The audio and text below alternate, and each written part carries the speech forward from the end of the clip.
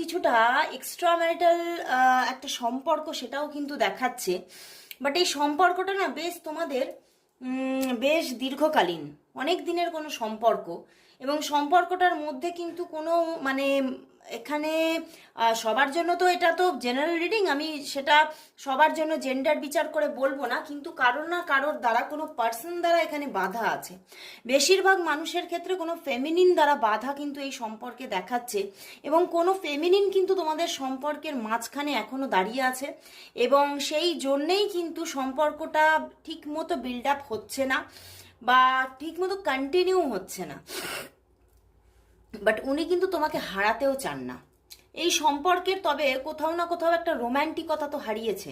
মানে বেশ কয়েকদিন ধরে তোমাদের মধ্যে যোগাযোগ নেই, এটাই কিন্তু আমার ফিল হচ্ছে। দ্য টাওয়ার কার্ড এসে গেছে, বেশ ঝগড়া ঝাঁটি অশান্তি করে, মানে কোথাও যেন আমার এটাই